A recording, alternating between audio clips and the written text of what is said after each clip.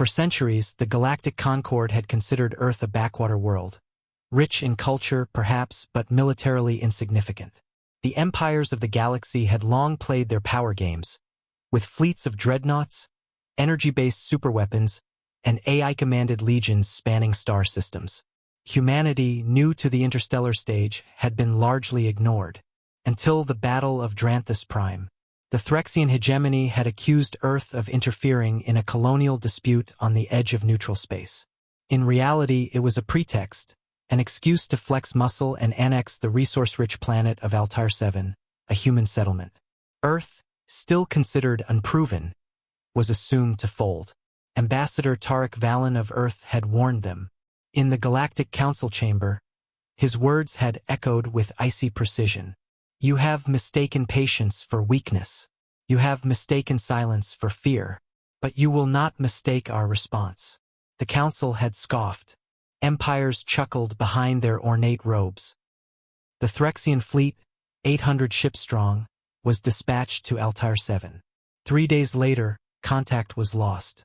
When probes were finally sent, they transmitted back footage of orbit. Thousands of chunks of metal drifting in silence. Not one human ship was visible. At first, it was thought the Threxians had won.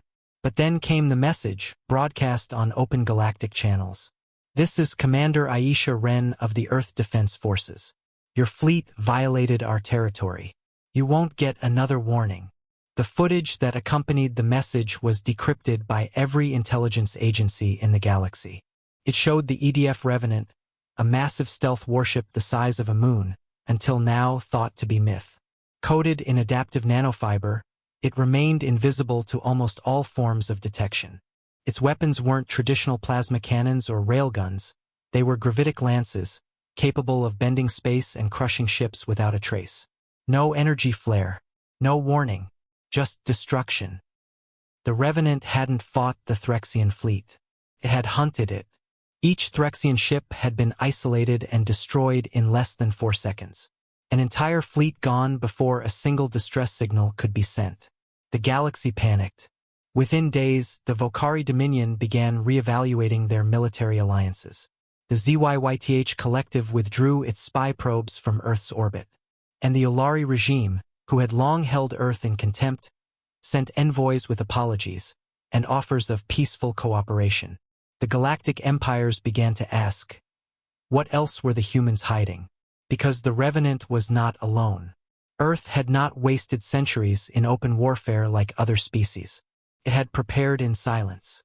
It had developed weapons that didn't need massive fleets. Black hole mines that could be folded into a pocket dimension and deployed instantly. AI war cores that could predict enemy strategy 5 moves ahead. Orbital platforms cloaked in low-gravity veils that disrupted sensors and time. Humanity had never sought to dominate the stars, but it had made sure that if domination ever came for it, it would strike back with finality. Admiral Threx of the hegemony stood in silence as the news of the fleet's destruction echoed through the throne hall. His reptilian skin darkened with rage and fear. How is this possible? He hissed. His war advisor shook his crest. We underestimated them. All of us did. Elsewhere, in the hidden war rooms of the Vokari, the Empress herself reviewed a grainy transmission. It was a brief frame from a Revenant Systems interface. 14 other ships of similar class listed in standby. They've built a fleet of them, she whispered. Back on Earth, Commander Wren stood aboard the Revenant, her gaze fixed on the void beyond. She didn't smile. She didn't gloat. Her job wasn't to revel in Earth's strength, but to ensure no one ever made the mistake of testing it again. We revealed enough, she said to her command AI. Let them wonder about the rest. The AI responded with a hint of amusement. Fear is an excellent deterrent, Commander. Wren turned. So is precision.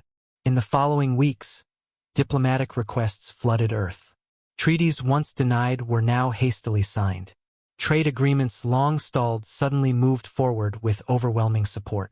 Earth's status in the Galactic Concord shifted overnight, from observation-tier civilization to primary power. But Earth didn't expand its borders. It didn't send fleets into neighboring systems or demand tribute.